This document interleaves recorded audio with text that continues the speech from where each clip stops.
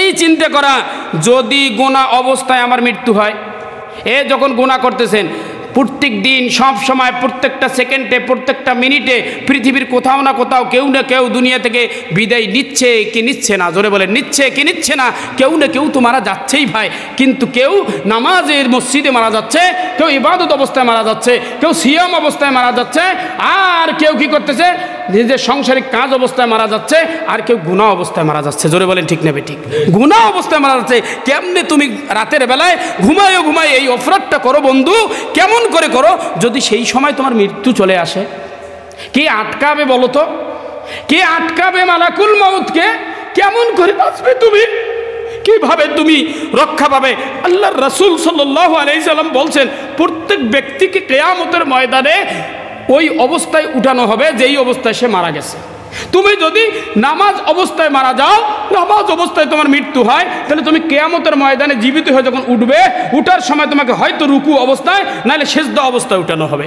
তুমি যদি পর্ণ আসক্তি অবস্থায় মারা যাও, ভালো খারাপ কাজ করতে করতে মারা যাও, কিয়ামতের ময়দানে তোমাকে সেভাবেই উঠানো হবে যে তুমি গুনাহটা করছিলে, তুমি জিনার সঙ্গে লিপ্ত ছিলে, তুমি তাসের আড্ডায় ছিলে, তুমি জুয়া খেলতেছিলে, তুমি এভাবে বিভিন্ন প্রকার অন্যায় কাজের মধ্যে ছিলে। তো যেইভাবে মানুষ মারা যাবে, যেই অবস্থায় মারা যাবে, সেই অবস্থায় কিয়ামতের ময়দানে উঠানো হবে।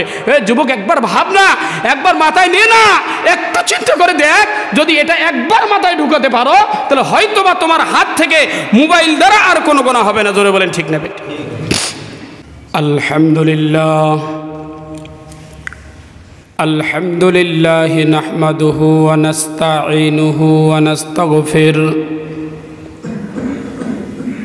ونؤمن به ونتوكل عليه ونعوذ بالله من شرور أنفسنا ومن سيئات أعمالنا من يهده الله فلا مضل له ومن يضلله فلا هادي له ونشهد أن لا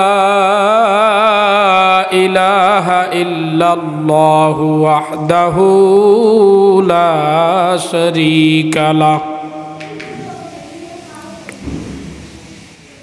هو الذي لا جد له ولا ند له ولا وزير له ولا كفيل له لا شبه له ولا شبيه له لا ولد له ولا والد له وهو الواحد الفرد الصمد لم يلد ولم يولد ولم يكن له كفوا أحد ونشهد أن سيدنا وحبيبنا ومولانا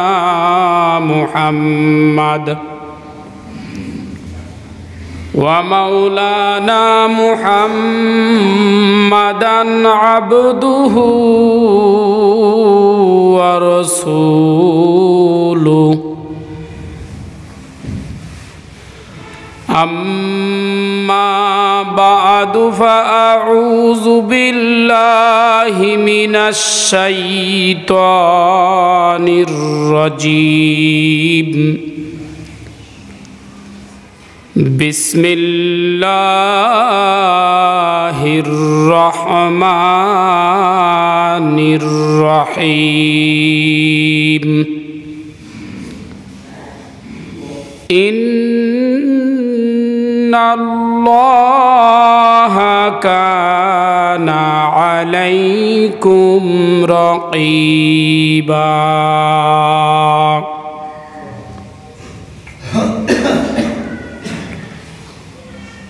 وقال تعالى إن الله وملائكته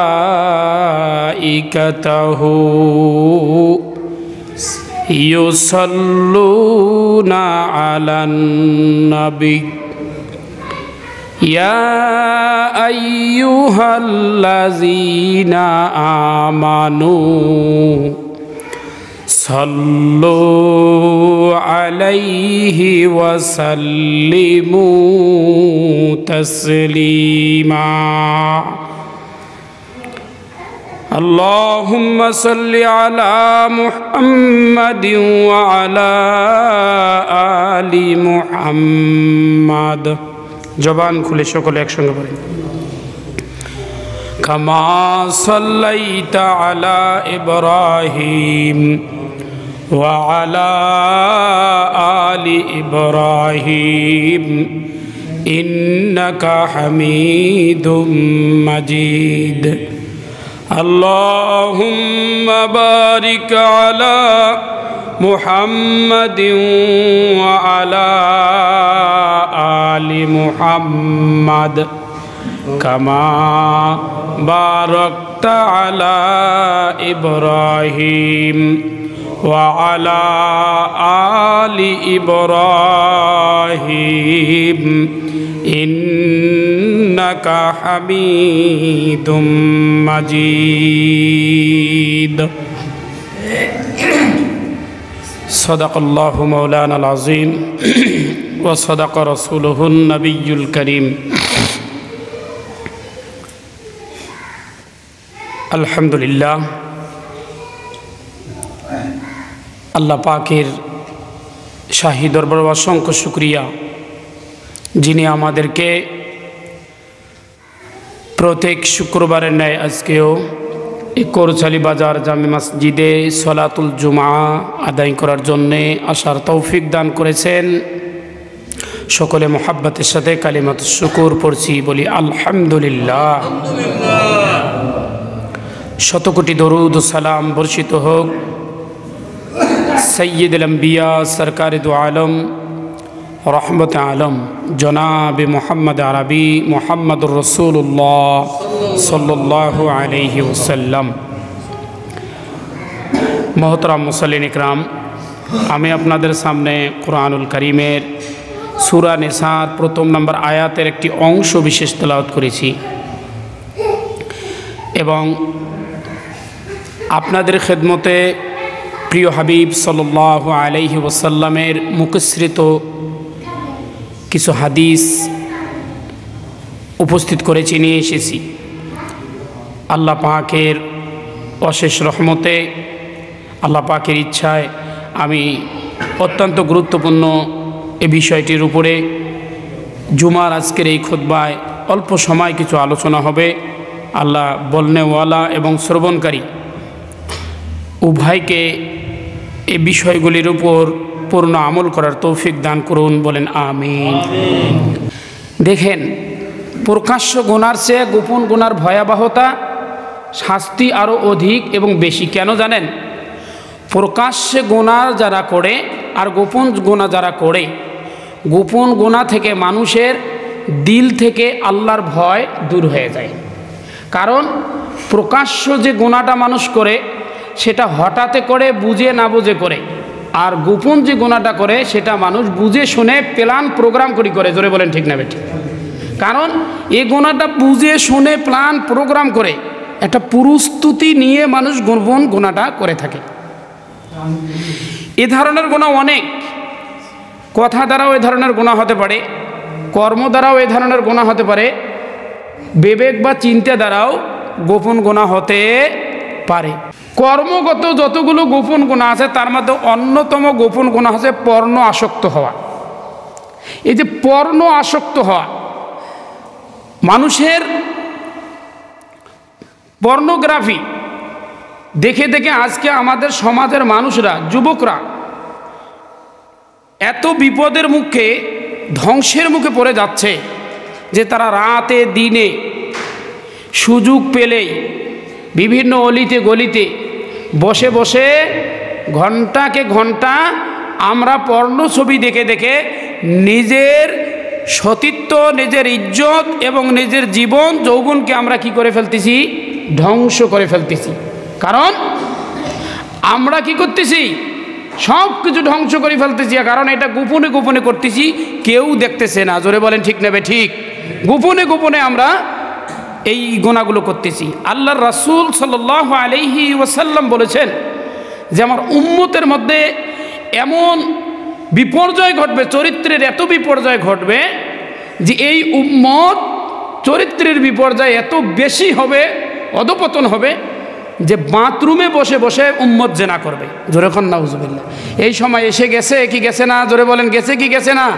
বাথরুমে বসে বসে উম্মত জেনা করবে। এই উম্মত এমনভাবে জেনা করবে, মেয়ে থাকবে লন্ডনে, ছেলে থাকবে বাংলাদেশ, লন্ডন থেকে বাংলাদেশে জেনা চলবে। জোরে বলেন ঠিক না বে ঠিক? এই অবস্থা নবীজি অনেক আগেই সতর্ক করে দিয়েছেন। মেয়ে আছে ঢাকায়, ছেলে আছে ইকরসালিতে, রাতের বেলায় উভয়ে চ্যাটিংয়ের মাধ্যমে, বিভিন্ন পর্নোগ্রাফির মাধ্যমে, বিভিন্ন অবৈধ ছবির মাধ্যমে আমরা এই আমাদের চারিতার্থ, আমাদের যৌবনকে আমরা কি করতেছি? নষ্ট করে দিচ্ছি, ধ্বংসের পথে তো যাচ্ছি। এই ধরনের যুবকদের চেহারার দিকে তাকালে দেখবেন, আপনারা এই ধরনের যুবকদের চেহারার দিকে তাকালে দেখবেন যে তারা যে একজন যৌবন, একজন মুসলিম যুবকের মধ্যে যে একটা পাওয়ার থাকবে, তার মধ্যে যে একটা শক্তি থাকবে, দেখা যাবে যে অল্প বয়সে তার মধ্যে একটা বৃদ্ধের ছাপ চলে এসেছে। জোরে বলেন ঠিক না বেঠিক? এমন চেহারার মধ্যে তার একটা অবস্থা আসে, নিজের তো দেহ, নিজের শরীর সব কিছু ধ্বংস করছে। পরবর্তীতে বিবাহর পরে অধিকাংশ তো দাম্পত্য জীবনে কলহল হওয়ার একটা কারণ হচ্ছে বিবাহ পূর্ব এভাবে গোপন গুনায় লিপ্ত থাকা। জোরে বলেন ঠিক না বেঠিক? বেশিরভাগ দাম্পত্য এরকম সমস্যায় পতিত হয়ে গেছে। মেয়ে স্বামীকে ডিভোর্স করে চলে যাচ্ছে, একদিনও সংসারের মধ্যে সুখ নাই, শান্তি নাই। কারণ এ কি করেছিল? এ তার যৌবন লাইফটাকে গোপন গুনায় এত বেশি ক্ষয় করেছে, এত বেশি ব্যয় করেছে, আজ তার জীবনের অধপতন চলে এসেছে। হযরত ইমাম জাওজি রহমাতুল্লাহ আলাই, ইমাম জাওজি রহমাতুল্লাহ আলাই, ইবনে জাওজি রহমাতুল্লাহ আলাই বলেন যে ওই মানুষ সবচাইতে ঘৃণিত এবং ক্ষতিগ্রস্ত যেই লোকটা মানুষের কাছে দরবেশ সাজে, মানুষের কাছে ভালো মানুষ মনে হয়, তাকে নামাজি দেখলে মনে হয় তাকে হালাল সত্য ভালো মানুষ মনে হয়, কিন্তু এই মানুষের চক্ষু লজ্জায় সে দরবেশ বা ভালো মানুষ সেজে থাকে। কিন্তু মহামহিন পরাক্রমশালী আল্লাহ রব্বুল আলামিন যে তার শাহারগের আরও নিকটে, সেটা সে ভুলে যায়। জোরে বলেন ঠিক না বেটি? রাতের বেলায় সে গুনাহ করে, কিন্তু আল্লাহ রব্বুল আলামিন যে তার শাহারগের আরও নিকটে, আল্লাহ যে তার সাথে আছে এই কথাটা মাথায় থাকে না। কিন্তু পাবলিক পেজে সে গুনাহ করতে ভয় করে, পাবলিক পেজে সে অপরাধ করে না, কারণ তার সম্মান চলে যাবে বলে। এই লোকটা সমাজে সবচাইতে বেশি ঘৃণিত। গোপন গুনার আরেকটা বড় ক্ষতির দিক হচ্ছে যারা গোপনে গুনাহ করে আর উপরে উপরে দরবেশ থাকে, উপরে উপরে ভালো মানুষ সাজে। এর ভিতরে আরেকটা সমস্যা হচ্ছে কি, এর কি হয়? এর মুনাফিকি। এর ভিতরে কি আছে? মুনাফিকি। আমার ভাইয়েরা, এই যারা গোপন গুনায় অভ্যস্ত হয়েছেন, তারা তো নিজের কেরিয়ার, নিজের জীবন, নিজের যৌবন, নিজের সমাজ সব ধ্বংস করে ফেলছেন। এমনকি গোপন কণার কারণে একজন মানুষের ঈমান পর্যন্ত ধ্বংস হয়ে যায়। এই জন্য আমাদের কি দেখতে হবে? গোপন গুনাহ থেকে কি দেখতে হবে? সবাইকে সচেতন থাকতে হবে। আরেকটি কথা বলে দেই যে বর্তমান সময়ে এই আধুনিক যুগে, প্রযুক্তির যুগে গোপন গুনাহটা করা অনেক সহজ হয়ে গেছে। কারণ গোপন গুনাহ করার জন্য যে সরঞ্জামাদির দরকার, যে উপকরণগুলো দরকার, এই সরঞ্জামাদি এবং উপকরণগুলো আমাদের মাঝে এখন সহজলভ্য হয়ে গেছে। যেখানে সেখানে একটা ছোট্ট বাচ্চা কেবল প্রাইমারি শেষ করেছে, এই বাচ্চাটা বাবার কাছে একটা দামি স্মার্ট মোবাইল কেনার জন্য বায়না ধরেছে। বাবা অজুহাত দেখে যদিও কিছুদিন টাইম পাস করেছে, কিন্তু অহরহর ঘটনা আমাদের কাছে আছে যে এই ছেলে বাবাকে অস্ত্র ধরে গেছে মারতে মোবাইল না দেওয়ার কারণে, ঘটনা আছে না নাই? অনেকে আবার গালাতে ফাঁস দিয়েছিল, ফাঁস দিয়েছে যে কেন আমাকে মোবাইল দেওয়া হলো না। এইরকম বাবা যখন বেগতিক অবস্থা দেখে, আমরা এই ক্লাস 6-এর একটা বাচ্চার হাতে একটা স্মার্ট মোবাইল দিলাম, আর আমরা তো আমার কাছে ব্যস্ত আছি, কখনো ভাবলাম না এই তোমার 6-এর বাচ্চা, 6-7-এর এই শিশুটা, এই সন্তানটা গোপন গোনার ভিতরে আপনি লিখিত ভাবারে তাকে গোপন গোনার পারমিশন দিয়ে দিলেন। জোরে বলেন ঠিক না বেঠিক? মোবাইল দেওয়া মানে আপনি আপনার সন্তানকে গোপন গোনার পারমিশন দিয়ে দিলেন, বরং আপনি তাকে গোপন গোনা করতে উৎসাহ করলেন। এই অবস্থা হয়েছে। আমার ভাইরা, গুনাহ থেকে আমাদের, এই ধরনের গুনাহ থেকে আমাদের বেঁচে থাকতে হবে। গুনাহ থেকে বাঁচার অনেকগুলো উপায়, তার মধ্যে আমি আপনাদের কাছে সংক্ষিপ্তভাবে আজ অল্প কয়েকটি উপায় আমি বলবো, যাতে করে এই সমাজ, আমরা যাতে করে এই ধরনের গোপন গুনাহ থেকে আমরা বাঁচতে পারি, আল্লাহ যাতে আমাদেরকে হেফাজত করতে পারে, আমাদের ঈমান, আমাদের ক্যারিয়ার, আমাদের জীবন সব কিছু যাতে আমরা নিরাপদ রাখতে পারি এই গোপন গুনার সবল থেকে, গোপন গুনার কবল থেকে আমরা আমাদেরকে যদি হেফাজত করতে পারি, এজন্য কিছু উপায় আমি বলতেছি, মনোযোগ সহকারে শুনবেন। নাম্বার 1, বেশি বেশি তওবা করা। যখন যুবক ভাইরা, আমার বাপজনেরা ভালো করে শোনেন, যখন কোনো গোপন গুনাহ অলরেডি হয়েই যাবে, অলরেডি হয়ে গেছে, অনুতপ্ত বোধ হওয়া, আর বেশি বেশি কি করা? তওবা করা, ইস্তিগফার করতে থাকা, অনুনয় বিনয় করে তওবা করা। সাইয়্যিদানা হযরত আদম আলাইহিস সালাতু ওয়াস সালাম বলেন যে উম্মতে মুহাম্মাদিকে আল্লাহ রাব্বুল আলামিন বিশেষ 4টা বুজুর্গি দিয়েছে। জোরে বলেন কয়টি? বিশেষ 4টি বুজুর্গি দিয়েছে, যেই বুজুর্গি, যেই কারামতি আল্লাহ পাক আমি আদমকে দেয় নাই। নাম্বার 1, উম্মতে মুহাম্মাদিকে আল্লাহ রাব্বুল আলামিন যেই 4টা বুজুর্গি দিয়েছে, তার মধ্যে 1 নাম্বার, আমি আদম যদি ভুল করি আমাকে তওবা করার জন্য মক্কাতুল মুকাররমায় যাইয়া উপস্থিত হয়ে তওবা করা লাগতো, আর উম্মতে মুহাম্মাদির জন্য তওবা করার জন্য কোনো স্থান বিশেষভাবে বরাদ্দ নয়। সে মসজিদে বসেও তওবা করতে পারে, সে তার ঘরের মধ্যেও তওবা করতে পারে, সে বাজারেও তওবা করতে পারে, সে তার অফিসেও তওবা করতে পারে, সে তার জমিনের মধ্যেও তওবা করতে পারে। সারা দুনিয়ার প্রত্যেকটা জায়গার ইঞ্চি ইঞ্চি জায়গা উম্মতে মুহাম্মাদির জন্য তওবার জন্য উন্মুক্ত। জোরে কোন সুবহানাল্লাহ। 1 নম্বর বুজুর্গি উম্মতে মুহাম্মাদির জন্য। 2 নম্বর বুজুর্গি কি? কই আমি আদম যখন গুনাহ করেছিলাম, নাফরমানি করেছিলাম, আমার শরীরের মধ্যে পোশাক ছিল, জান্নাতি পোশাক ছিল, জান্নাতি পোশাক পরিহিত আমি আদমকে আল্লাহ আমার অপরাধের কারণে আমার পোশাক আল্লাহ খুলেই নিছে। পোশাক কি করে নিছে? আমার পোশাককে আল্লাহ খুলে নিছে। আমার পোশাক খুলে, আমার স্ত্রীর পোশাক খুলে আমাদেরকে জান্নাত থেকে বাহির করে দেওয়া হয়েছে, বিতাড়িত করে দেওয়া হয়েছে। কিন্তু উম্মতে মুহাম্মাদির বুজুর্গি কি?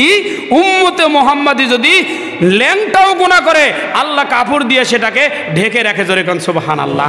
আমরা যে আজকে রাতে কতজন গুনাহ করেছি, এটা কি আল্লাহ পাক রব্বুল আলামিন কারো মাধ্যমে কোনো বিশেষ সূত্রে একুরসারি বাজারে এসে বলে দিয়ে গেছেন যে অমুক হুজুর বা অমুক স্টুডেন্ট বা অমুক ভাই আজকে রাতে জেনায় লিপ্ত ছিল, পর্ণ আসক্তিতে লিপ্ত ছিল, সে চুরি করতে গিয়েছিল? এটা আল্লাহ দেয় নাই, বরং আল্লাহ উম্মতে মুহাম্মাদের গুনাহটাকে ঢেকে রাখে। জোরে কোন সুবহানাল্লাহ। বিশাল বড় বুজুর্গি ভাই, কিন্তু এই ঢেকে রাখতে রাখতে রাখতে রাখতে যখন সে গোপন গুনাহ এত বেশি অভ্যস্ত হয়ে পড়ে, গোপন গুনাহ যখন একান্ত বেশি বেড়ে যায়, তখন আল্লাহ তাকে দুনিয়াতে শাস্তি দেওয়ার জন্য 2-1টা কি করে দেয়? আউট করে দেয়। যেমন আমি শুরুতেই বলেছিলাম, ফেনীর সেই মাদ্রাসা অধ্যক্ষ, তারপরে চিটাগাঙ্গের, এই যে দেখেন চিটাগাঙ্গের একজন ডাক্তার, কয়েক বছর আগের কথা বলতেছি ভাই, পেপার পড়েন, চিটাগাঙ্গের একজন ডাক্তার, আল্লাহু আকবার, কি তার সম্মান, কি তার মর্যাদা। ডাক্তার মানুষ কি করছে? তার স্ত্রীর পরকীয়া সে নিজের চোখে যখন দেখেছে, সেটা সে লেখে ফ্লাশ করে ফেসবুকের মধ্যে, তার আইডির মধ্যে সেটা বিষয়টা লেখে সে গালায় ফাঁস দিয়ে আত্মহত্যা করেছে। চিটাগাঙ্গের ভিতরে সব দল বল নির্বিশেষে রাস্তায় রাস্তায় প্লেকার্ড লাগানো হলো, রাস্তায় রাস্তায় ওই মহিলার বিচার চাওয়া হলো, ওই মহিলার জন্য আন্দোলন হলো, ওই মহিলার ফাঁসি চাওয়া হলো। পরবর্তীতে মহিলা অ্যারেস্ট হয়েছে, জানি না আমি বিচার কি হয়েছে, মহিলা আছে না এই মহিলা মানে ফাঁসি হয়েছে না তার কোনো বিচার হয়েছে ওটা বিষয় নয়, কিন্তু আমি নিশ্চিত তার সম্মানের মৃত্যু হয়ে গেছে। ধরে বলেন ঠিক না বেঠিক? তার আত্মমর্যাদার মৃত্যু হয়ে গেছে। সে আর পাবলিক পেজে মানুষের সামনে তার চেহারাটাকে সেভাবে উন্মুক্ত করে দেখাতে পারে না। প্রিয় ভাই আমার, গুনার মাত্রা, গোপন গুনার মাত্রা যদি একান্ত বেড়ে যায় তখন আল্লাহ দুই একটা আউট করে দিয়ে মানুষকে দুনিয়ার জমিনেই হেনস্থা করে। সাইয়েদনা আদম বলছে 2 নাম্বার বুজুর্গি হচ্ছে উম্মতে মুহাম্মাদির অপরাধগুলোকে আল্লাহ কি দেয়? পর্দা দিয়ে ঢেকে দেয়, পর্দা দিয়া ঢেকে দেয়। নাম্বার 3 গুরুত্বপূর্ণ সাবজেক্ট, সাইয়েদনা আদম বলতেছে আমার গুনাহের কারণে, নাফরমানির কারণে আল্লাহ পাক রব্বুল আলামিন আমাকে আমার স্ত্রীর মাধ্যমে ডিভাইশন করে দেয়, আলাদা করে দেয়। স্ত্রী আর স্বামীর থাকতে পারবে না, স্বামী আর স্ত্রীর থাকতে পারবে না নতুনভাবে জোট না হওয়া পর্যন্ত। কিন্তু উম্মতে মুহাম্মাদির স্বামী অসংখ্য গুনাহ করে, স্ত্রী অসংখ্য গুনাহ করে, কিন্তু শরীয়ত সম্মতভাবেও তাদেরকে আলাদা করে দেওয়া হয় না, সামাজিকভাবেও আলাদা করে দেওয়া হয় না, রাষ্ট্রীয়ভাবে আলাদা করে দেওয়া হয় না। গুনার কারণে, অপরাধের কারণে বিবি মাইনাস হয় না, যেটা আদমের হয়েছিল।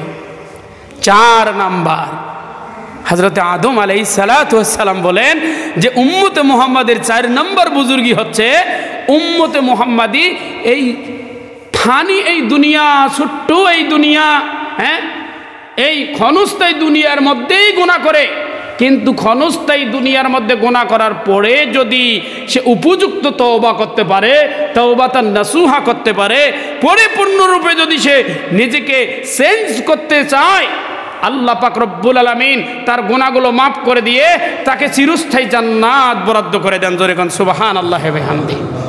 এই 4টা বিশেষ বুজুর্গি আল্লাহ পাক উম্মতে মুহাম্মাদিকে দিয়েছেন, কিন্তু আমি আদমকে দেন নাই। প্রিয় মুসলিম ভাইরা, এজন্য গোপন গুনাহ থেকে নিজেকে পরিত্রাণের জন্য, গোপন গুনাহ থেকে নিজেকে হেফাজতের জন্য, গোপন গুনাহ থেকে বাঁচার জন্য আমাদের 1 নাম্বার করণীয় হচ্ছে কি? বেশি বেশি কি করতে হবে? তওবা করতে হবে। জোরে বলেন, বেশি বেশি কি করতে হবে? তওবা করতে হবে। নাম্বার 2 নাম্বার, কান্নাকাটি করে আল্লাহর কাছে দোয়া করতে হবে। কি করতে হবে? কান্নাকাটি করে দোয়া করতে হবে। আমার যুবক ভাইরা, এত বেশি গোপন গুনায় আমরা অভ্যস্ত হয়ে পড়েছি। ফিরে আসো। তোমার লাইফ, তোমার ইহকাল এবং পরকাল নচেত অন্ধকার। বেশি বেশি কান্নাকাটি করে দোয়া করতে হবে। আল্লাহর কাছে চোখের পানি ছেড়ে ছেড়ে আল্লাহর কাছে বুক ভাসাইয়া কাঁদতে হবে আর দোয়া করতে হবে। বিশেষ করে একটা দোয়া নবীজি শিক্ষা দিয়েছেন, রমাদানুল মুবারকের শেষ দশকে বেশি বেশি পড়ার জন্য আল্লাহর নবী এই দোয়াটা শিক্ষা দিয়েছেন। এই দোয়াটা আপনারা এখানে সেটিং করে আল্লাহর কাছে বেশি বেশি কাঁদতে পারেন। দোয়াটা কি? আল্লাহুম্মা ইন্নাকা আফুউন তুহিব্বুল আফওয়া ফাআফু আন্নি। পড়েন দেখি আমার সাথে, আল্লাহুম্মা ইন্নাকা আফুউন তুহিব্বুল আফওয়া ফাআফু আন্নি। আবার আল্লাহুম্মা ইন্নাকা আফুউন তুহিব্বুল আফওয়া ফাআফু আন্নি। এইখানে দেখেন আল্লাহর কাছে আমরা জানলাম আল্লাহুম্মা ইন্নাকা আফুউন তুহিব্বুল আফওয়া ফাআফু আন্নি। হে আল্লাহ, আপনি ক্ষমাশীল, আপনি ক্ষমাকারী, অতএব আমাকে কি করো? আপনি ক্ষমা করতে ভালোবাসেন, আপনি ক্ষমাকারী, অতএব আমার গুনাহ, আমার অপরাধ, আমার প্রকাশ্য গোপন সকল গুনাহ কি করে দাও? ক্ষমা করে দাও। দেখেন গফুর শব্দটা শোনেন নাই? গাফুরুর রহিম। তো দুয়ার মধ্যে বেশিরভাগ আছে গাফুরুর রহিম, গাফুরুর রহিম। এখানে আছে তুহিব্বু, আফওয়া। আফু আর গফুর দুইটাই মাফ করে দেওয়া। গফুর মানে ওটাও মাফ করে দেওয়া, ইস্তেগফার গফুর থেকে এসেছে, ওটাও ক্ষমা, আর আফু ওটাও ক্ষমা। দুটোর মধ্যে ব্যবধান আছে, একটা ছোট্ট ব্যবধান। সেই ব্যবধানটা কি? আপনি যে আপনার কৃত গুনাহ থেকে আল্লাহর কাছে ক্ষমা চাইলেন, আল্লাহ দুনিয়াতে আপনাকে মাফ করে দিল ঠিক, কিন্তু এই গুনার তালিকাটা ভেনিশ করে দেওয়া হবে না। গুনার তালিকা কি করা হবে না? ভ্যানিশ করে দেওয়া হবে না। হ্যাঁ, আপনাকে গুনাহ খাতা মাপ, আপনি জেনা করেছিলেন, আপনি খাস তওবা করেছেন, আপনি গোপনে গোপনে পর্ণ আসক্ত ছিলেন, আপনি চুরি করেছেন, আপনি অন্যের হক নষ্ট করেছেন, আপনি আল্লাহর নাফরমানিতে লিপ্ত হয়েছিলেন, আপনি খাস তওবা করেছেন, ইস্তিগফার করেছেন, আল্লাহ আপনাকে ক্ষমা করে দিয়েছে। গফুর নাম হিসেবে আল্লাহ যখন ক্ষমা করে তখন ক্ষমা করছে ঠিক, কিন্তু অপরাধের লিস্টটা ভিনিশ করে দেওয়া হয় নাই। এই লিস্টটা কি বুখারীর এক বর্ণনায় দেখবেন আপনারা, বুখারীর বর্ণনায় আল্লাহ রাসূল সাল্লাল্লাহু আলাইহি ওয়াসাল্লাম বলেছেন, আল্লাহ পাক সুবহানাহু কিয়ামতের ময়দানে বান্দাকে তার কাছে ডাকবে, আর ডাকার পরে বলবে, এই আব্দুর রহমান তুমি কি এই গুনাহটা করো নাই? সে বলবে, ইয়াস আল্লাহ আমি করেছি। এ আব্দুর রহমান তুমি কি ওই গুনাহটা করো নাই? কয় হ্যাঁ আমি ওই গুনাহটা করেছি। তুমি কি রাতের বেলায় খেতা মাথায় মুড়াই দিয়ে পর্ণ আসক্তি ছিলে না? তুমি কি লন্ডনের মেয়ের সঙ্গে চ্যাটিং করো নাই? তুমি কি ঢাকার মেয়ের সঙ্গে বেহায়াপানা করো নাই? নিজের ঘরে বসে বসে হ্যাঁ আল্লাহ করেছি। কয় এইগুলো গুনার জন্য তুমি যে লাস্টে তওবা করেছিলে না, তওবা করার কারণে আমি মাফ করে দিয়েছি। কিন্তু সেদিন কিয়ামতের ময়দানে অপরাধগুলোর লিস্টগুলো আল্লাহ সিরিয়াল বারে সিরিয়াল বলতেই থাকবে যে সে যে গুনাহ করেছিল এটা পাবলিক জানুক। বিষয়টা বুঝাইতে পারছি? মাফ হলো কিন্তু লিস্ট পড়া হবে। আর আফু যখন আপনি আল্লাহর কাছে বলবেন, আল্লাহুম্মা ইন্নাকা আফু, এ আল্লাহ আপনি আমাকে মাফ করে দাও, আপনি মাফ করতে ভালোবাসেন, এই মাপটা কেমন হবে? কয় আপনার গুনাহ তো মাপ হবেই হবে, লিস্টটা ওকে ভিনিশ করে দেওয়া হবে। যেরকম সুবহানাল্লাহ, কিয়ামতের ময়দানে আপনাকে আর ডাকানো হবে না। আপনার আমলনামার ওই লেখাগুলো, আপনার জিনাগুলো, আপনার চুরিগুলো, আপনার অপরাধ অন্যায়গুলো, এগুলো সব ভিনিশ হয়ে সাদা কাগজে পরিণত হয়ে গেছে। সুবহানাল্লাহ পড়েন না?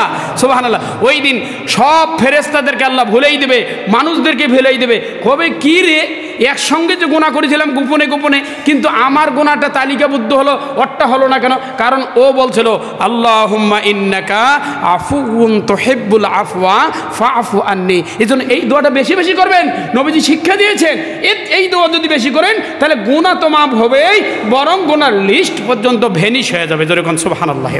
প্রিয় মুসলিম ভাইরা, তাহলে 2 নম্বর গোপন গুনাহ থেকে নিজেকে রক্ষার জন্য 2 নম্বর করণীয় হচ্ছে কান্নাকাটি করে করে আল্লাহর দরবারে বেশি বেশি কেঁদে কেঁদে কি করতে হবে? দোয়া করতে হবে। বিশেষ করে আল্লাহুম্মা ইন্নাকা আফুউন তুহিব্বুল আফওয়া ফাআফু আন্নি। 3 নম্বর নবীজির ওই হাদিস, যারা গোপন গুনাহ করে বেশি বেশি, বিশেষ করে যুবক ভাইরা আপনার কান খোলা রাখেন, একটু মনোযোগ দেন ভাই, একটু মনোযোগ বাড়ান। আল্লাহ রাসূল সাল্লাল্লাহু আলাইহি ওয়াসাল্লাম বলেছেন, ওই হাদিসের কথা স্মরণ করবা যখনই গোপন গুনাহ করার মন চাইবে। তুমি বিছানাতে গেলে এখন ঘুমাইবা, কিন্তু তোমার মনটা চাচ্ছে দেখি একটা টাচ করে দেখি মোবাইলটা, একবারে দেখি। মোবাইলে দেখলা, কিছু নিউজ দেখলা, কিছু বন্ধুদের খোঁজখবর নিলা, এটা করলা ওটা করলা, পরক্ষণে হয়তো তোমার মন চাবে যে সময় তো আছে, বিশাল বড় রাত, একাই তো আমি আসি, একটু কি করি, চ্যাটিং ফেটিং করি, একটু পর্নোগ্রাফি দেখি। এই যে যখনই মন চাবে, তোমাকে আল্লাহ রাসূলের ওই হাদিসটা মস্তিষ্কে নিয়ে আসতে হবে। ওই হাদিস আল্লাহ রাসূল বলেছেন, ইবনু মাজাহ শরীফে বর্ণিত হাদিসটি, আন সাওবান আনিন নবী সাল্লাল্লাহু আলাইহি ওয়াসাল্লাম আন্নাহু ক্বাল লা উ'লামান্না লা আ'লামুন্না আকওয়ামা মিন উম্মতি ইয়াতুনা ইয়াওমাল কিয়ামাতি বিহাসানাতিন আমসালিন জিবালিন তাহামাতান বাইদা। আল্লাহ রাসূল সাল্লাল্লাহু আলাইহি ওয়াসাল্লাম বলেন, সাওবান রাদিয়াল্লাহু তাআলা আনহু থেকে বর্ণিত, তিনি বলেন আল্লাহ রাসূল সাল্লাল্লাহু আলাইহি ওয়াসাল্লাম বলেছেন, লা আ'লামান্না, যে আমি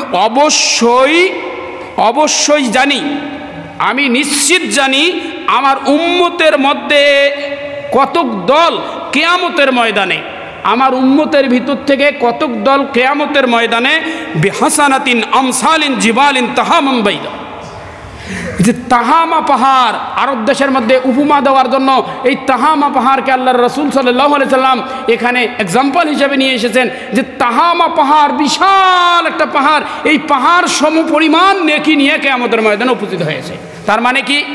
তার মানে হলো সে তার লাইফে নামাজ কাজা করে নাই, সে তার লাইফে রোজা কাজা করে নাই, সে গুরুত্ব সহকারে সালাত আদায় করেছে, সে সিয়াম পালন করেছে, মানুষকে দান সদকা পাহাড় পরিমাণ করেছে, হজ করেছে, জাকাত দিয়েছে, অনেক অনেক বেশি নেক কাজ করেছে। নবীজি বলছেন যে নেকির পাহাড় নিয়ে কিয়ামতের ময়দানে সে উঠবে।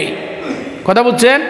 নেকির পাহাড় নিয়ে কিয়ামতের ময়দানে উঠবে, কিন্তু আল্লাহ কি করবে? ফায়াজআলুহা আল্লাহু আযজা ওয়া জাল্লা হাবাআম মানসুরা।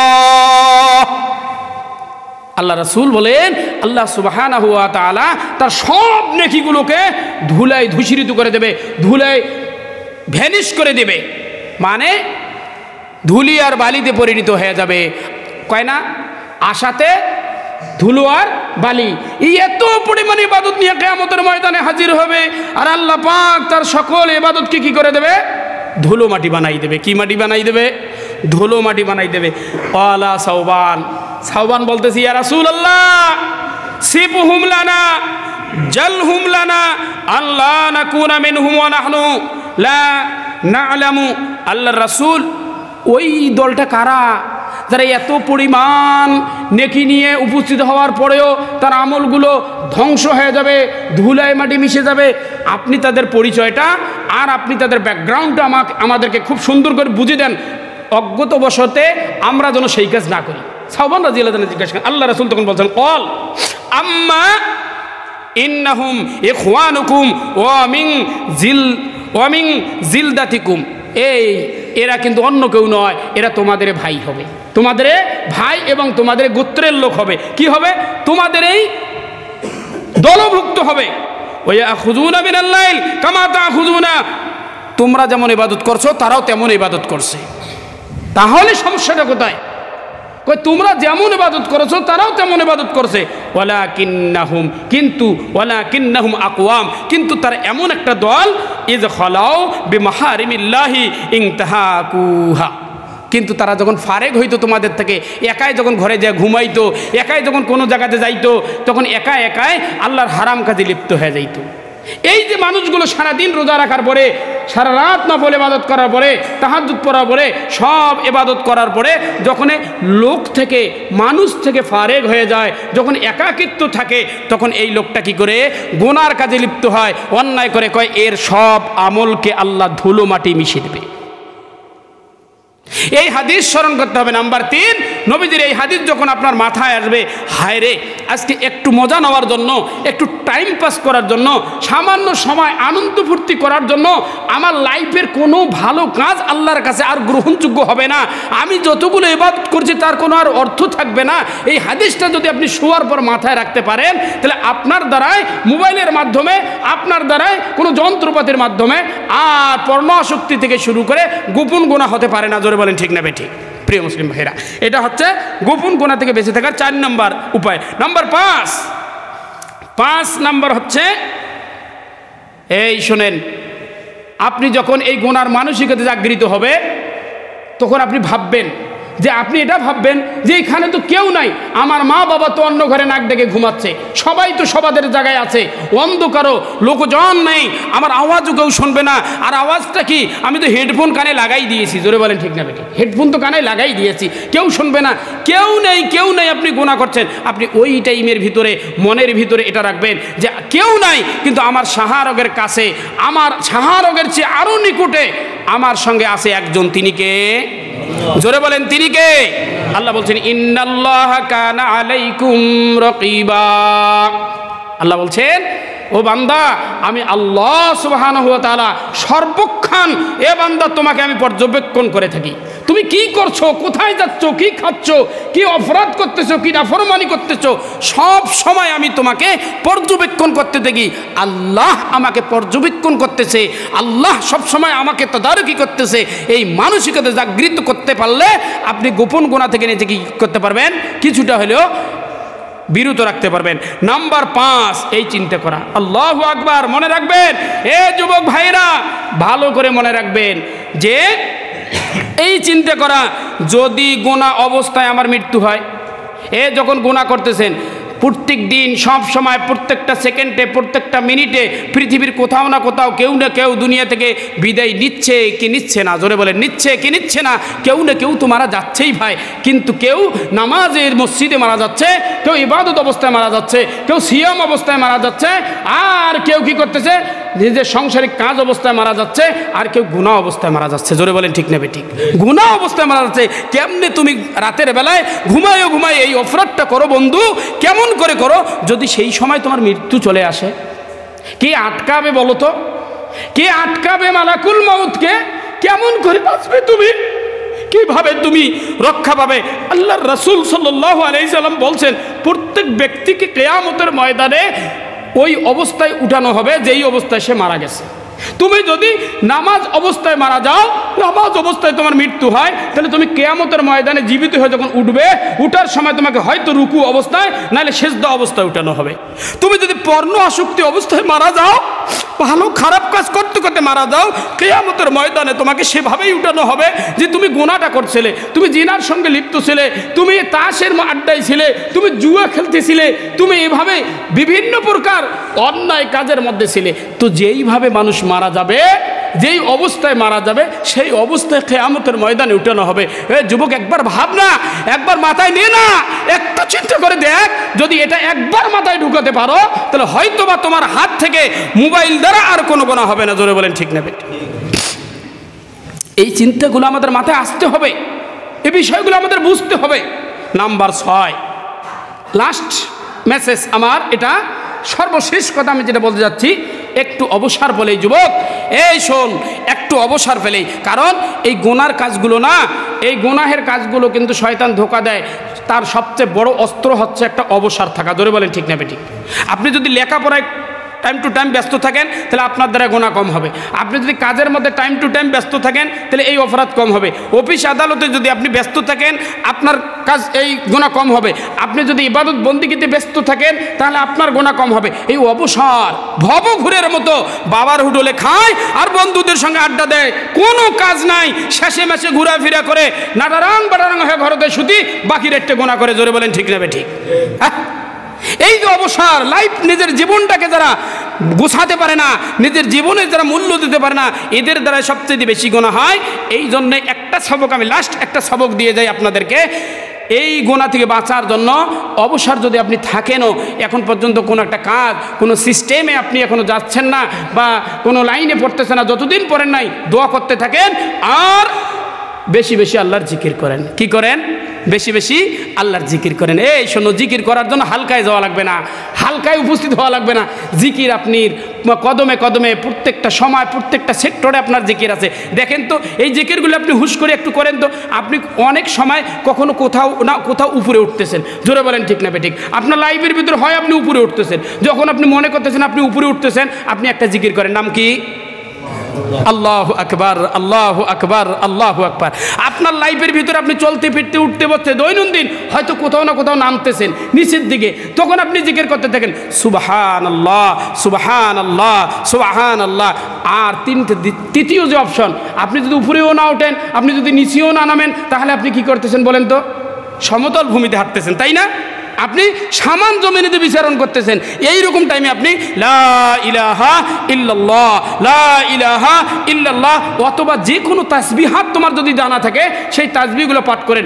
বেশিরভাগ আপনি জিকির করেন একটু সময় পাইলে। যে এই যুবক, তুমি যদি আজকে কমিটমেন্ট করতে পারো, আজকে যদি প্রতিজ্ঞা করতে পারো তুমি, যে আজ থেকে আমি ঘুমানোর পর সময়, আমি যখন যেখানে থাকি না কেন, যখন আমি রাতের বেলায় ঘুমাবো, আমি 500 বার জিকির করব।